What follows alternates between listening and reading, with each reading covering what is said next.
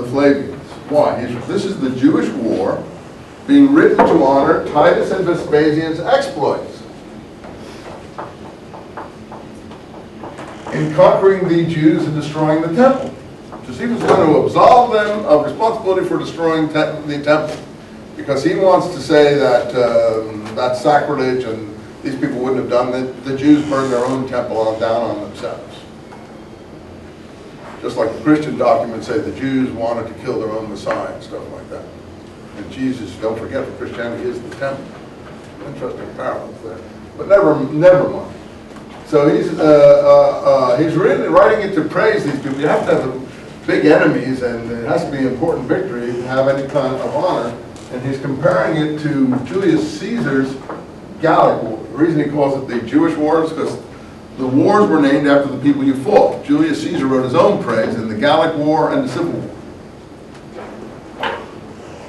The war of the Jews against Rome was the greatest of our time. Vespasian and Titus obviously couldn't write like Julius Caesar could, so they needed a Josephus to do it for them. That's the singular service he provided for the Flavian family, which is why he got the name Flavius Josephus. Just like these others, Flavia Domitilla. I'm sure that the Clemens in the Pseudo-Clementines is supposed to be this Clement, this Flavius Clemens character at a younger age. My personal view. Yet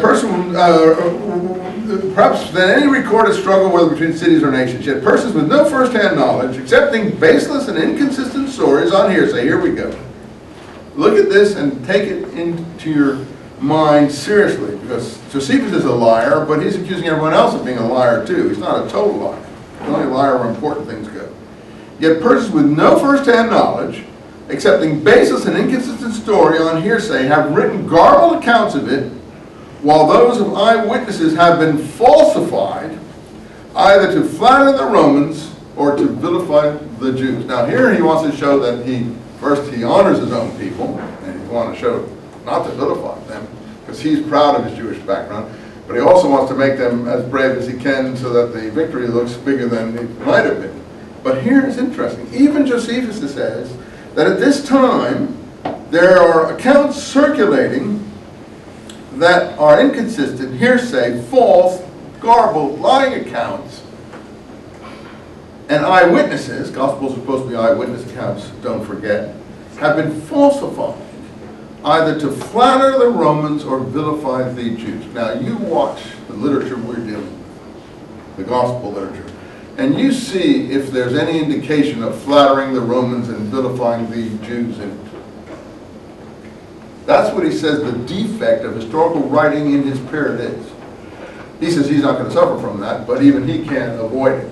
So that's an important, I just read the preface just for that one thing, so people realize that even in 74 AD or so, around that time, whenever he wrote this preface, Josephus is saying there's material circulating, and probably can't do anything but do this if it wants to circulate, that flatters the Romans, that have been falsified, and eyewitnesses accounts the same to flatter the Romans and falsify the Jews. Is that a surprising thing? No. If literature is going to survive in this period, with the police state that you're dealing with, the very powerful, huge police state that you're dealing with, probably it would have to do that if it was going to survive.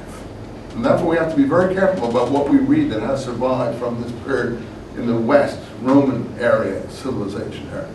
Now, in the East, we have the Dead Sea Scrolls. But that didn't survive in this period. That was put in caves in this period and was hidden.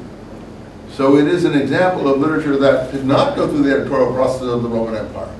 So therefore it is not full of flattery, and it is not vilifying Jews at all, the opposite. And it hates groups like the Romans. Now that group, that literature is hidden.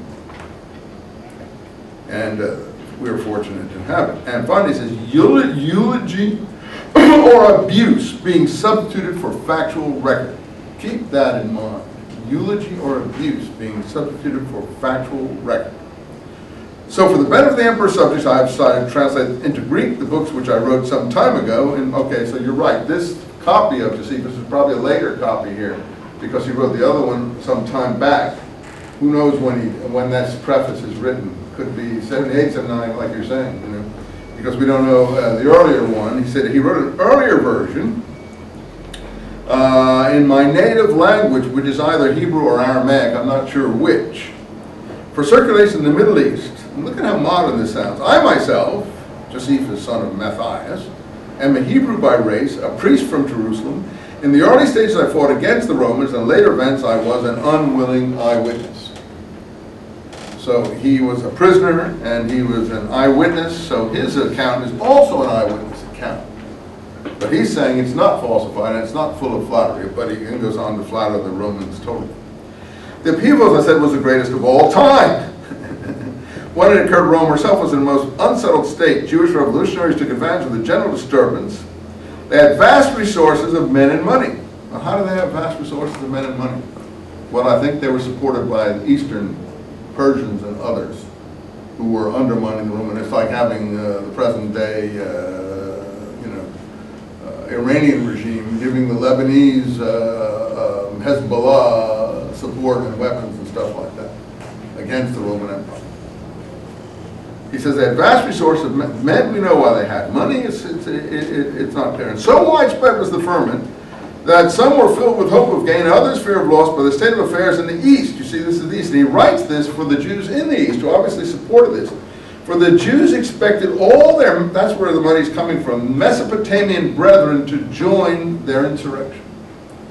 So he's talking about that Iraq, Mesopotamia. And I think in particular in northern Iraq, in my book title, there is a conversion that takes place in a northern Iraq area called Adiabini. There's a queen that's very honored. Her name is Queen Helen of Adiabini. She converts to something in this period. And she sends her emissaries to Jerusalem in the 40s to relieve famine. She has a lot of money. She sends her treasury agents there. In the book of Acts, Paul goes up to Jerusalem in the 40s sometime to bring contributions for famine relief, he says.